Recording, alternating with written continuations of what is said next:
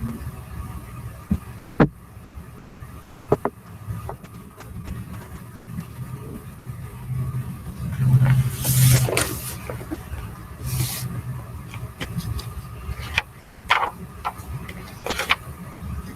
that motion that you want to do that thing? What was it? Did we have a word about that thing? Yeah, it was like open time. Yes, we did. What was that? Um, Hackneyed, it is. Thank you. Yes. My old wheel would have eventually gotten there, but it was taking longer around. Excellent. Hackneyed. Ms. Riggs, I turned in my research paper on a separate document on the like post.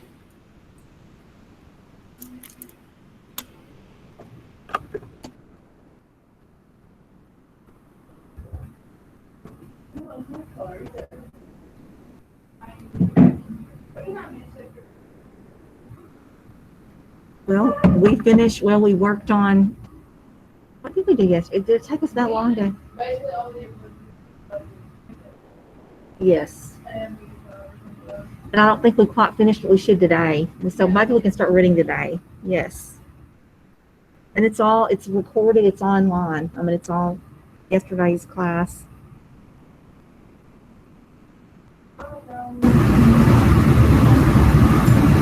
Okay, so guys, not everybody submitted the Beowulf quiz. So I've got, like, Jacqueline's not on right now, but Kennedy and Sam Billingsley, I need y'all to please make sure you have taken that four questions and submitted that so that I can give you credit for that.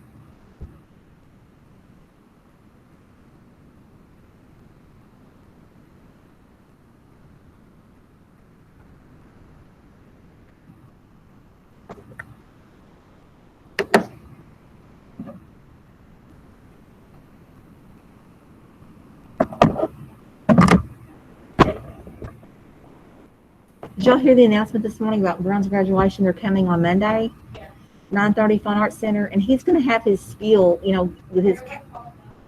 Yes, yes, but it should be around 9:30 in the Fine Arts Center, but I just wanted all the seniors to know all you have to have to participate in graduation is a cap and gown, and it's, and I tell seniors it's $40, and if that's going to be an issue, just let Miss Little or one of your senior English teachers know. That would be me, or so. I tell kids that because it's not everybody wants to order the invitations from, and that's fine. You don't have to have invitations. That's up to you and your parents. So it's just letting you know that. That's kind of because that's what he's talking to you about. Just your things you can have for graduation. So for the cap and gown thing, the virtual comes up at the same time. Yes, and my virtual ask. I feel like we're not going to try to make that virtual. I mean, I know we could, but I would be surprised just because it would be difficult. Although that is a very good question to see. Well, do I have to check these out? And you're coming for that on Monday or not? I don't know that answer. That's a good, but you're on campus. You know what? Yes, do you mind? And that way you let us know. I can tell the people. And also a question we have is, if you don't mind, if that's going to be, try to make that virtual, which I don't think it is. I don't think we're going to, but I think it'll just be, we'll have to keep extra packets, and those virtual kids will have to, if they don't make it, they'll have to come to the office and get those packets, I guess. You care to, honey, let me know. Can you do your hall pass for your phone?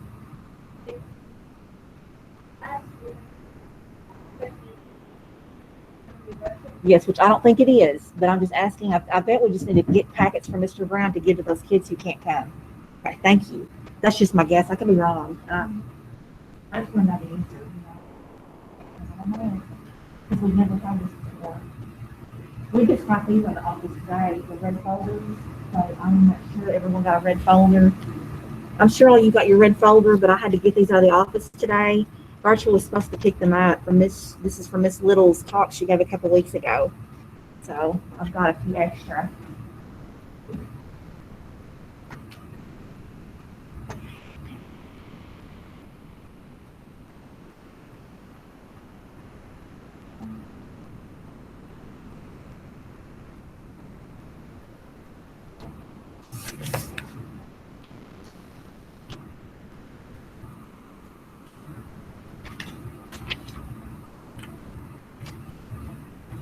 Trish, Yes, can we and Linda kind of tell you something?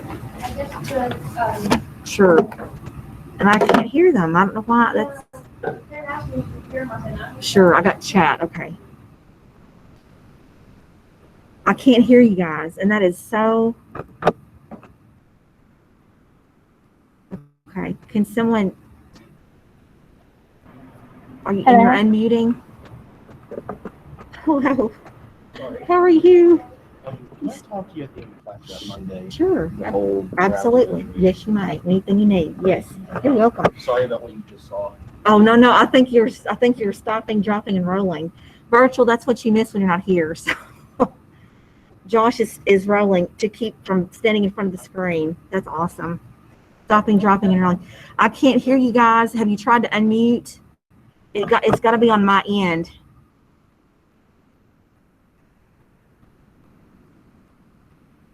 I cannot hear. Yeah. I've got my volume turned up too. You can see that. Just please send me in the chat anything you need or email me, okay? I'm sorry. I wonder if I turn on the closed captioning, if that would help. If I can hear y'all. Let's try that. Let's try closed captioning. Can someone talk to me? Hello?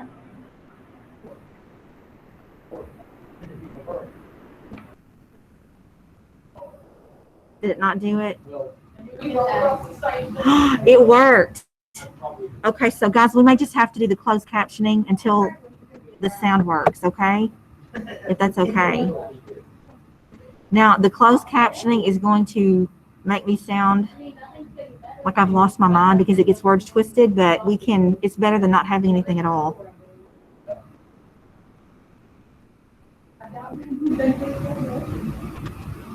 Or we can just chat. Yes, Sarah, I saw your hello.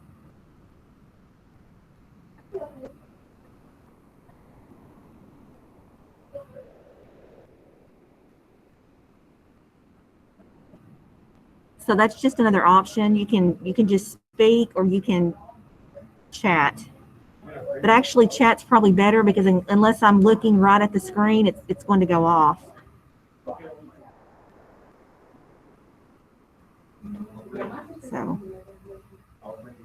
So we should probably stick with chat until this works out. The other day I just kept messing with my sound. I kept putting it in and out and it finally worked. So I'm going to turn the closed captioning off since it's not going to stay up for a long time. Okay, guys, are we ready for the vocab? Josh, Blanche. Very, okay, his blank, his whitened expression. Okay, so maybe, all right. And Rachel? No. No, I said no, yes. They don't need to be. Lacey? Oh, you went storming? Okay. Kaylee? This is sweet. Kaylee, you want to read yours for us? Oh, you know what? Well, I can hear. No, I can't hear you guys. That's awful. The father's face blanched when his baby was born. All right, and then Rayleigh, when she walked outside, the light blanched her face. Perfect. Hybrid, Josh. Perfect. And Rachel. Perfect. And Lacey. Okay. And Kaylee writes, the Zorse is a hybrid of a horse and zebra. I did not know that. That's awesome. And Rayleigh, a vanilla Dr. Pepper is my favorite hybrid drink. Perfect. What did you find out, Dawn? All the seniors need to be here on the 12th and the 22nd. Okay, so it's The 22nd, or the 12th is for rings and to give us some packet. Right. Well, it's that packet that has all you need, your cap and gown, but it's got other stuff. Yes. Give us information. Yes. And then the 22nd is for ordering and You get I measured. guess, yeah. That's right. Okay, so do you check in? Yes. You had to come up here and tell them that we're there. And so it's not going to be virtual. It can't be. So, okay, great. So okay, great. Thank you. All right. So guys, did y'all hear that? Everybody needs to be here on the 12th, all the seniors on the 12th. That's Monday at 9:30 at the Fine Arts Center, because, you know, it's not going to be virtual, and you're going to be getting a packet from Mr. Brown. And then again on the what day did you say? The 22nd, it's a Thursday. And did you get a time on that? It's around okay, that's going to be, it's usually he comes, but you need to get it exact, around tribe time, which I know we don't have tribe on at all, but he's usually here from 9:30 to around lunch. So that'll be that time. All right. Idiosyncrasy, Josh. I love that. That's so great. All right, Rachel. I have those things that you were saying that we should review this year. That's so great. All right, Lacey.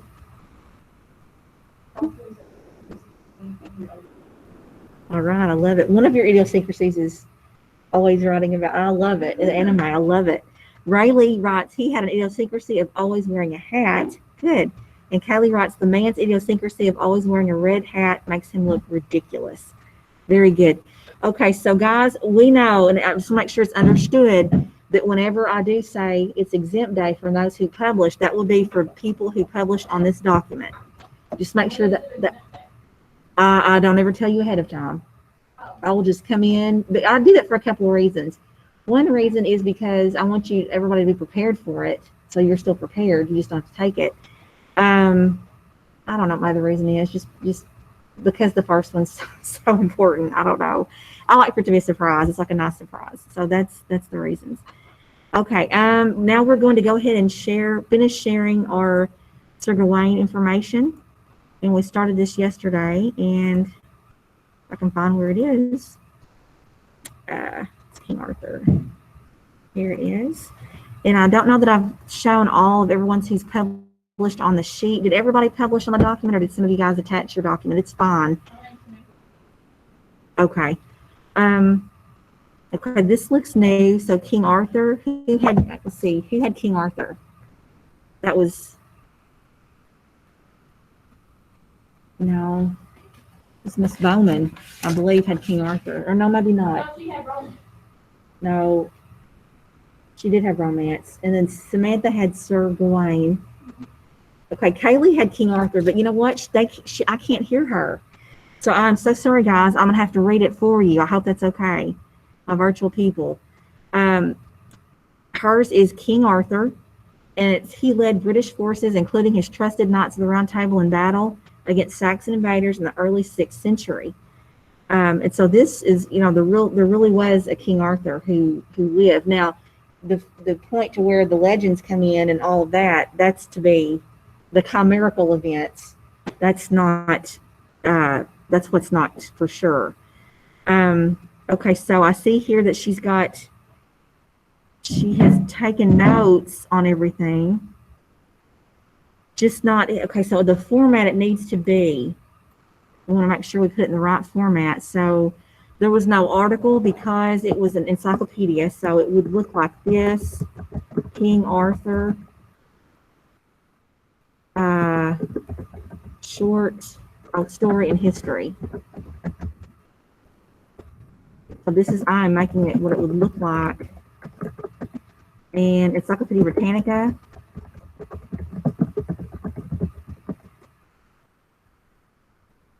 And I go ahead and put that in italics. And so there was no, well, the date, so it said 20th of July. I'm thinking that was when it was, I know it's up to date. I mean, it's 23rd, no. 20th, 1998. And web, and so she accessed this, I'm going to guess she accessed it on 6th of October.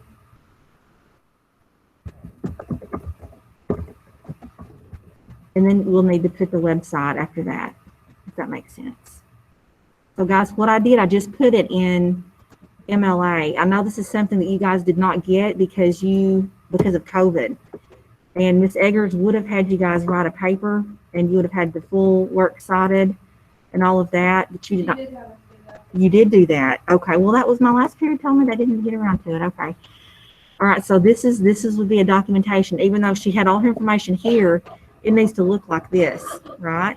Okay. Next is romance. And this was Miss Sarah. Would you like to share yours? No, I can't hear them. All right. So do what? I still can't hear them. I don't know. I don't know what's going on. I guess they can hear me. You guys can hear me, right? Yes. So Kennedy, yes, it looks like that virtual will need to try to be here for the Browns on the 12th at 9:30, and then again on the 22nd. That's a Thursday, to get measured for your cap and gown. That's a very good question. Yes, I just saw that. Okay, so they can hear me, or she wouldn't have known to have asked that. Okay, great. So romance, this is perfect. This is a perfect entry. It's beautiful. The word, I think I read this yesterday, didn't I? Guys, I read this yesterday, right? Hello? Hey guys, did I not read this yesterday? Yeah. I know I did. Okay, so it looks good. Mordred, we went over this. You didn't get everybody. I know it. I'm trying to remember whose I got. So did we go over Mordred's? Mordred, who had Mordred? Or I'm sorry, not to the round table. Not to the round Yeah, I table. think we went to Mouse and Mountain. All right, so Rachel, did you share yours? No, because remember I didn't finish. Okay, are you ready to do it now? I mean, I can, I don't care. Okay, and we can,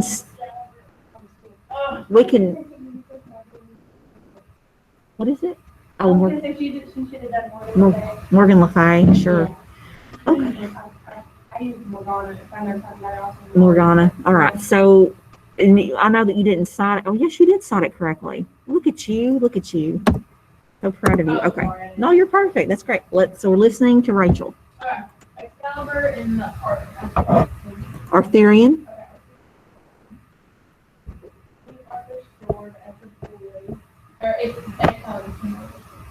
As a boy, Arthur Long was able to go to the stone and it had a magic history. The account is contained in Performance. Now we're reading next 15th century Charlatan Rendering. of the Arthurian legend, but another story in the same work suggests that given by Arthur against fate, and that when the king lay mortally wounded after his last battle, Bedivere. go to the arm rose, Brandis, I love it because we're going to read Lamort the author, and that's exactly what happens. That is beautiful. And you cited it beautifully. Perfect. All right, Lady of the Lake. Josh, did we do yours yesterday? Okay, and I bragged on your citing. All right, and let's see, Kennedy has Code of Chivalry. And, oh, I'm just so happy with I her. think we did that. Did we do that too? Yeah, because she was Oh, on the- I did. the- Got it. Okay, so we're, Legend is Josh. We did this one Yeah, also? that was right, we had that. Okay. And Courtly Love. This is, who did this? Dawn had that, you did that. Okay, my goodness. So we're finished? Have we done everybody's? Courtly Love we did. Do we do Night? I don't think we've done, Liz, I don't know if Liz is finished with your, are you able to finish yours on Night, Liz? Okay, Gavin, perfect, separate doc. Okay, so they're talking to me. Guys, theirs on a separate doc, so let me go ahead and go to this and pull theirs, and we'll talk about it. Liz and Gavin's. Guys, I'm so sorry that you can't share it with us. Okay, I love, this is beautiful. Liz, she put this in like a paper. This is exactly what an English paper looks like, but you can't see it because I had it frozen. That's the proper heading. So the Charlotte Knights. A knight is someone who was dubbed worthy of respect from the community and was chosen to serve not only the highest power of the land in which they lived, but also the church. They were thought of as figures there to protect the poor and the weak. By the 15th century, knights were not only going on short trips, but often full crusades. whether it was for trade on behalf of whomever was in charge of them, or if it was on behalf of war. In the late 15th century, which is the time period we're specifically talking about, they had almost a full transition from chainmail armor to full plates. So we know the difference, don't we? What chainmail looks like, kind of think of it like the Beowulf, the chainmail over, to the plated armor would be just, I guess, the big pieces of metal without the chainmail. All right, and this is, again, beautifully documented, beautifully cited. Oh, I don't want my green all over that. Hang on. It's just absolutely perfect. The only thing I'm going to do is indent this line. Guys, we call this a hanging margin because when you have a list of these, it's easier to see how many you have. If you have the first line that's flush left margin, see what that would look like. X, you would. You would just follow this right here under Britannica until you have your next entry, which would go out even with this one. And then you follow that pattern. That's exactly what it looks like. Excellent work, Liz. All right, Gavin. Okay, again, this looks beautiful. So armor, and I hate it that I have to share it and y'all can't share it yourselves because this is just beautiful work that you all have done. Can someone please read the various parts of armor, because it doesn't, I don't necessarily have to share it. Just someone read it, please.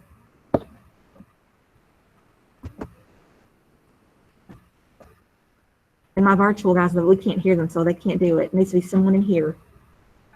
Thank you. During 13th and saying around 42. Sorry. The 17th century, the common iron chainmail armor was used in favor amongst all of Europe. But this form of armory was around since 500 BC, and it took till the 15th century for weaponry to advance for the infantry to fully defeat the armor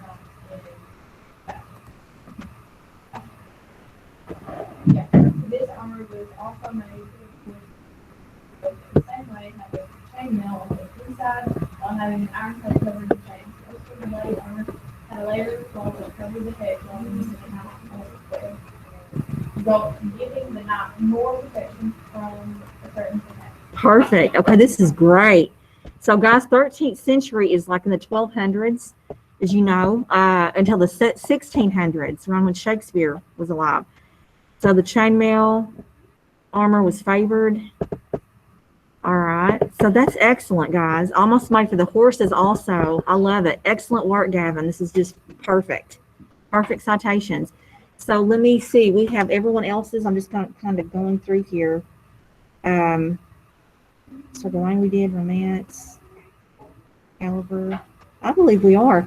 I'm not sure about Jacqueline. I don't know if we've done Jacqueline Stone's yet, but now she's not. Did she get back on?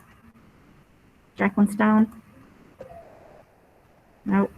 Okay, I don't know that we've heard from her. Hers is night, so we might let her. She had 3.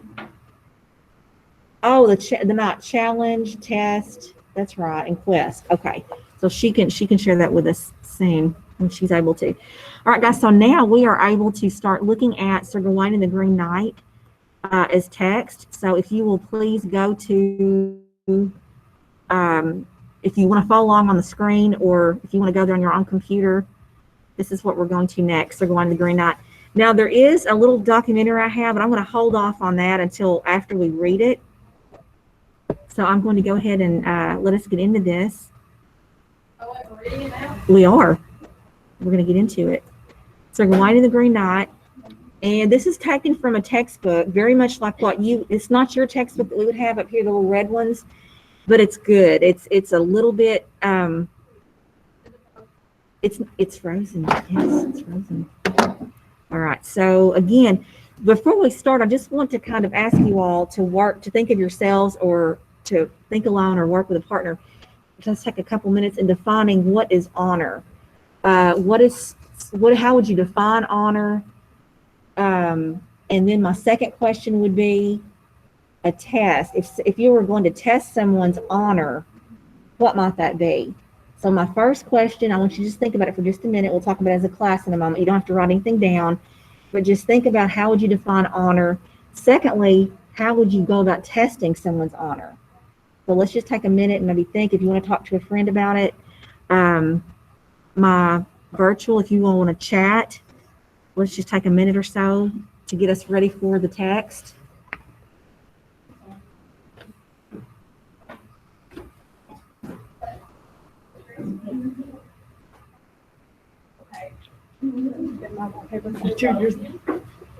I got really excited when I realized it would be. Oh, that's awesome. That's great. Now, what is that from? This is BBC Merlin. Oh, Really good. He's the one that plays for Glenn. Oh my goodness. I'm watched one episode of Merlin, so I'm really behind. I mean, I like it. It's just a time thing. That's great. I'm so glad. You can picture him. But no, I've been obsessed with anything that's King Arthur and Merlin since I was little. Yeah, this as a class, as your class of 2021, this West Side, you all like it a lot. That's a good thing. I'm so glad, you know. I'm so happy because it's so nice to be able to, read things in your life that you're interested in. That's awesome. I'm glad to hear it. Yes. That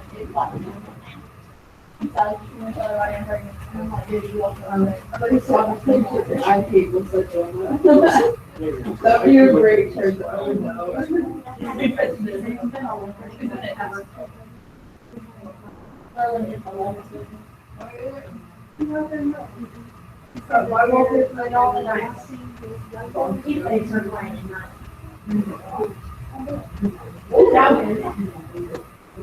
Who's this one? Oh, of course. For the king, you can figure out what watching. Okay, it's a Merlin as a woman. No, that's her right. Yeah, who's her right? That one's Merlin. That's her blade. That is William.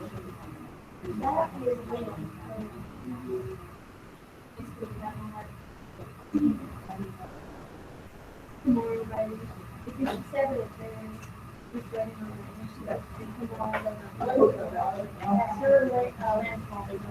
Yeah, because it's fixed, I think, but it must be got moved on. This is your landfall, it looks long.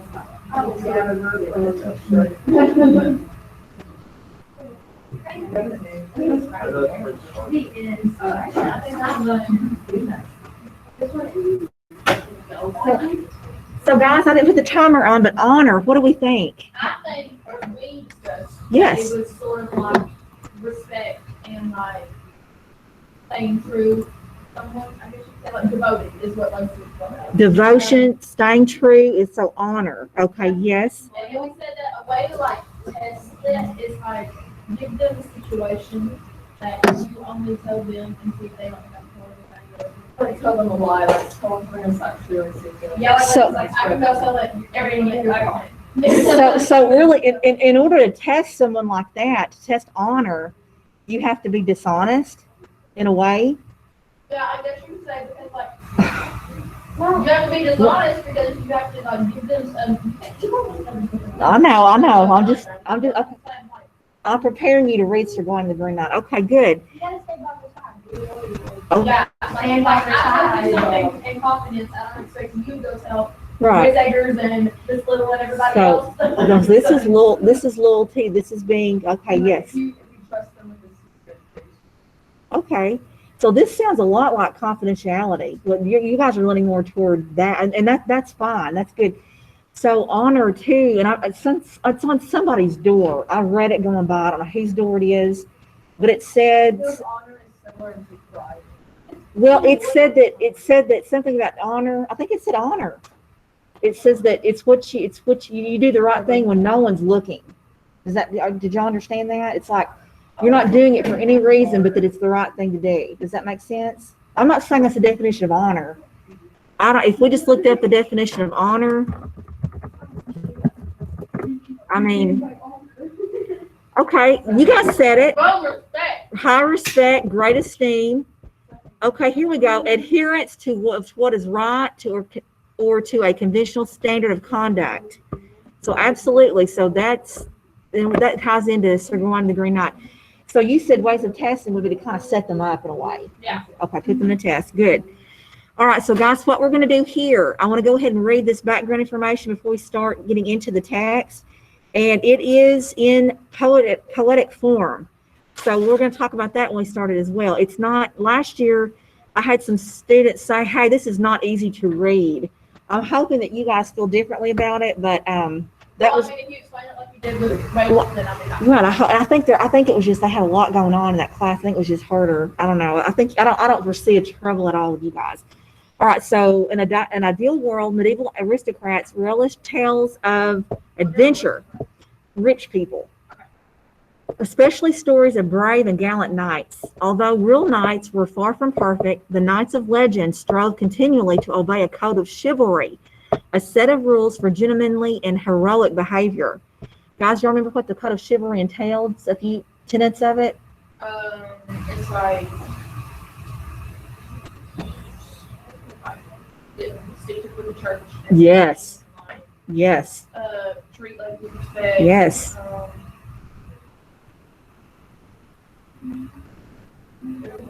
Sure. Right. Okay. That's Rachel's right. Anybody else chime in with something? Rachel, I'm clicking on you guys. Anybody have anything to say? I'm putting them on the spot. So I hope not. Helping people who can't help themselves, the weak, never backing down from a fight, basically, standing up for what's right, always honoring the king, things like that. All right, so their code represented a combination of Christian and military ideals. Would y'all agree with that? Yeah. Including faith, modesty, loyalty, courtesy, bravery, and honor. The ideal knight respected and vigorously defended his church, his king, his country, and victims of injustice. Especially popular during the medieval period were legends of King Arthur and his heroic knights of the Round Table. The popularity of these tales was due in part to the idealized world in which they were set. It was a world of castles, heroes, courtly love, and magical spells. A world quite unlike the real medieval England with its plagues, political battles, and civil unrest. Although Lancelot was often presented as the greatest and most distinguished of Arthur's knights, in early tales that role was given to Arthur's nephew, Gawain, who was famous for his courage and for his unfailing chivalry. All right, now, what we're reading is a romance, and I know that we had romance. One of you guys had that, and so it says it's been popular since the Middle Ages, and it refers to imaginative adventures concerned with noble heroes, gallant love, a chivalric code of honor, and daring deeds. They usually have faraway settings, depict events unlike those of ordinary life, and idealize their heroes as well as the eras in which the heroes lived. They're also lighthearted in tone and involve fantasy. So you could say they're chimerical, right? Be aware of the characteristics of romance as you read the excerpt from Sir Gawain and the Green Knight. All right, also, it contains same elements as a short story. It has setting, characters, plot, and so on. All right, so here we go, guys. Now watch for the alliteration as we read. This is actually, the way this is, it's split into, this is the second page, so it's Sir Gawain and the Green Knight. And of course, that's the picture there. You can see it. Maybe larger than you wanted. All right, so as the poem begins, Arthur and his knights are gathered to celebrate Christmas and the New Year with feasting and revelry.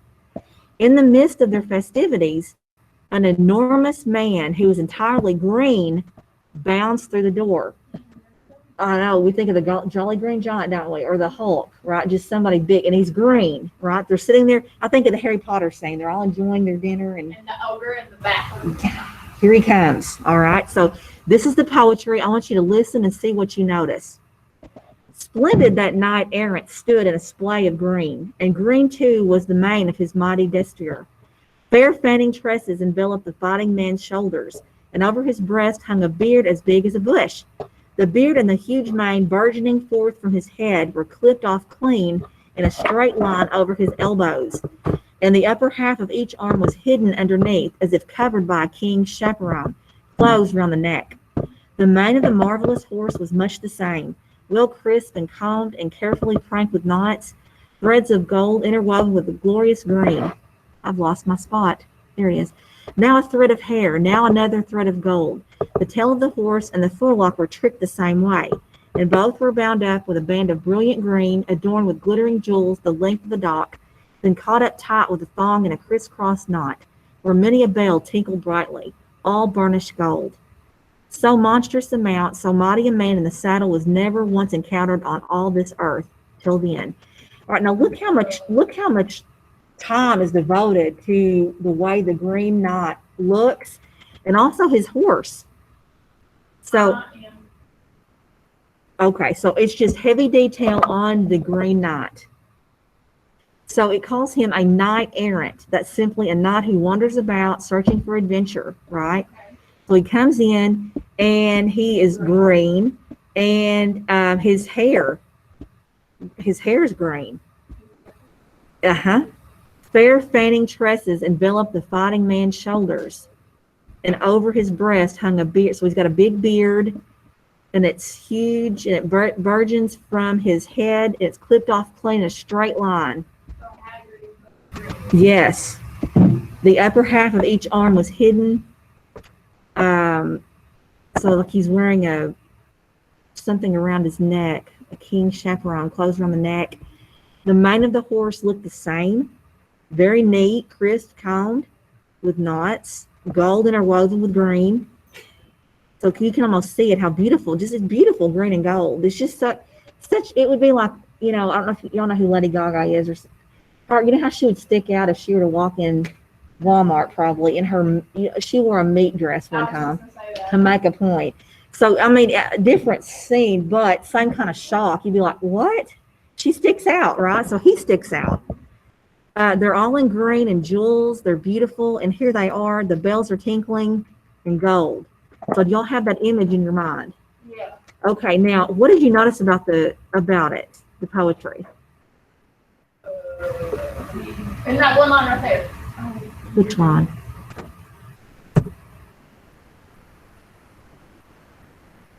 Okay, final forward. In line 30 is FF. Yes. So what do we call that? Repetition of alliteration. You're going to have tons of alliteration in this poem, right? Okay, there's also kind of a, when you read it, yes, there's balance, and there's a little bit, sometimes you have the caesura with a comma in the middle. So mounters the mount, so mighty a man in the saddle. A little bit left over from Beowulf like that. All right, are we ready to read on? Are you guys okay to go? Are we good? We got his mind. We know what he looks like. He's riding a horse, or he's got a horse with him. That's very neat. Okay, so ready to. So we really haven't got any plot. We just know he shows up and he's green and gold, and he's heavy description. Right, big beard. There we go. All right, his eyes flashed. Line 21, like lightning flashed, and it seemed to many a man that any man who clashed with him would not long stand. Absolutely. So yes, just in a different way. Yes, he's formidable. All right, I'm just gonna read the line 31 and then call it because it's almost tech time. But the huge man came unarmed, without helmet or hauberk, no breastplate or gorget or iron cleats on his arms. He brought neither shield nor spear shaft to shove or to smite, but instead he held in one hand a bough of the holly that grows most green when all the groves are bare, and held in the other an axe, immense and unwieldy, a pitiless battle blade, terrible to tell of. So he's not dressed in chainmail, is he? And his top is hauberk, so he doesn't have that kind. But what does he have in his hands? Which, yes. Okay, so what does holly represent? Jolly Christmas, good times and peace, right? What does an axe represent? Beheaded. Sure. So we got these, we got like mixed signals in his hands. Peace, holly. Well, sure, but that's still. And notice how much, the axe is really huge. It's not just a minor axe, it's really big. All right, so are you curious? I hope you're curious. We will continue tomorrow. I'm going to let you have your tech time now. Y'all have any questions yet? We're going slow enough, but not too slow. Hopefully to keep your. I don't have recording, but let me just show you how this is not very long. It's not as long as what we read of Beowulf. So there's another couple pages, and I would love it if you guys want to read also. I mean, here we go. It's not bad at all. Well, I don't think it's as long as Beowulf. It may be. No, it's not. It cuts off right there. So I think we'll finish it once Are we we get, gonna finish the whole thing? it's just an excerpt. We won't read a whole piece until we get to Macbeth. So guys, we'll read, Sir Gawain and the Green Knight. We will read the Canterbury Tales and the Pardoner's Tale, Michael Bass Tale. Yes, and it won't take long. Then, I believe, then we'll get into Macbeth. So we're reading Hamlet and film. And I love my favorite. I love both of them, but Hamlet's my favorite. Now Macbeth's fun. Macbeth's awesome, but Hamlet is just. I think you're going to relate to Hamlet more because he's about your age, and Macbeth is like a middle-aged married man. He's henpecked by his wife. Henpecked. He is. His wife dominates him. Oh, wow. So, Continually criticized and given orders to. Yes. yep, that's what that. Henpecked husbands. I'm going to go ahead and stop recording today. That is our lesson.